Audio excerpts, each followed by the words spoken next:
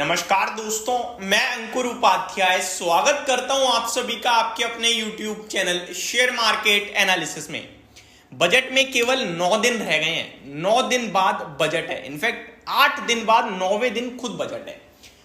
अब बजट में क्या आएगा क्या नहीं आएगा, ये एक गुत्थी है, वो आपके सामने बजट के दौरान ही पेश होगी। देखो, बहुत सारे बड़े बड़े मार्केट के पार्टिसिपेंट्स ये भी बोल रहे हैं कि जो भी आएगा ना वो ऑलरेडी आपको पता है क्या आएगा। वो मैं एक बार बता दूं आपको, वो लोग ये कह रहे हैं कि जो इनटर्म बजट में आप सभी ने देखा था ना, वही आएगा, उससे ज्यादा कुछ भी नहीं होगा। और इनटर्म बजट मेरे पास यहाँ पे 1 to 1 राइट है। मैंने सारी चीजें आपके साथ डिस्कस भी करी थी जब बजट आया था और लिखी भी थी, तो वो मैं आप सभी के साथ कभी भी पढ़ सकता हूँ। यहाँ पे ऑलमोस्ट ये मेरे पास 1 2 3 4 5 6 7 8 9 10 11 12 13 14 15 16 17 18 19 20 21 22 23 24 25 26 27 नहीं सॉरी 26, ये कुछ और है। 26 ऐसी चीजें थी बजट में जो आप सभी के साथ मैंने डिस्कस करी थी पॉइंट टू पॉइंट। एक आध पॉइंट पढ़ भी देता हूं सो दैट हमें याद आ जाए। फॉर एग्जांपल FM यानी फाइनेंस मिनिस्टर ने कहा था कि अगले 5 साल बेस्ट डेवलपमेंट होगा। मिडल ईस्ट यूरोप कॉरिडोर एक गेम चेंजर साबित हो सकता है। मेन फोकस गरीब women, poor women, youth and farmers पे रहेगा। ये उन्होंने इनटर्म बजट जो 1 फरवरी को नॉर्मली होता है वहां पे कहा था। 1 करोड़ घर टू गेट फ्री इलेक्ट्रिसिटी विया रूफटॉप सोलर प्लांट। अब इस बजट में मैं 3 चीजों को लेकर बड़ा फोकस कर रहा हूं जो आपके साथ इस वीडियो के माध्यम से डिस्कस करने जा रहा हूं। ये सारे पढ़ूंगा तो बहुत स्ट्रेच वीडियो हो जाएगी और रिपीट टेलीकास्ट हो जाएगा, कुछ फायदा नहीं है उससे। ये भी डिस्कस करने वाली चीजें हैं जो मैं डेफिनेटली करूंगा आपके साथ, लेकिन अब जो वीकेंड आएगा उस पर, ताकि हमें एकदम पता चले। यानी 23 तारीख को आपका बजट, 21 तारीख को मैं आपके दिमाग में सब डाल दूंगा कि इन सब चीजों पर एक्शन हो सकता है, तो हमें रिमेंबर करना आसान रहेगा।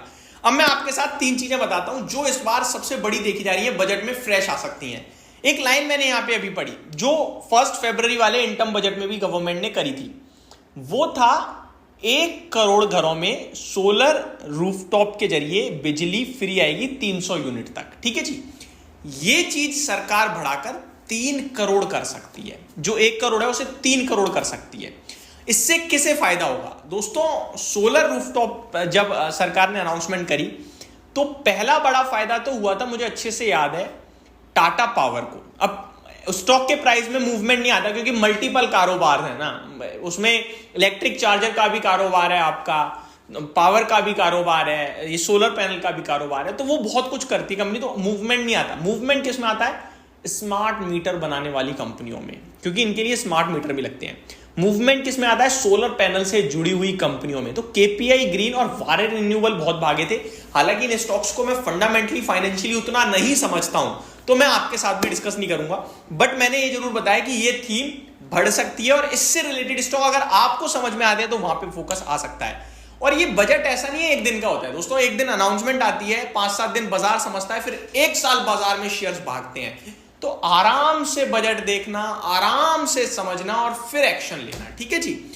दूसरी बड़ी चीज जो गवर्नमेंट इस बार कर सकती है वो है अफोर्डेबल हाउसिंग को बढ़ावा दे सकती है। लास्ट ईयर आपको याद होगा गवर्नमेंट ने एक स्कीम निकाली अफोर्डेबल हाउसिंग में। 18 लाख रुपए तक का घर अगर आप खरीद रहे हो और होम लोन ले रहे हो तो होम लोन पे 3 से 6% तक की छूट मिलती थी इंटरेस्ट पे।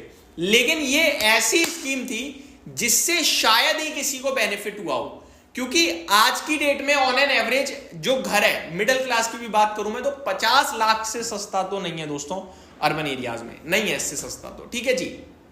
तो गवर्नमेंट इस स्कीम में वो जो 18 लाख का अमाउंट था उसे बढ़ा के 50 लाख कर सकती है।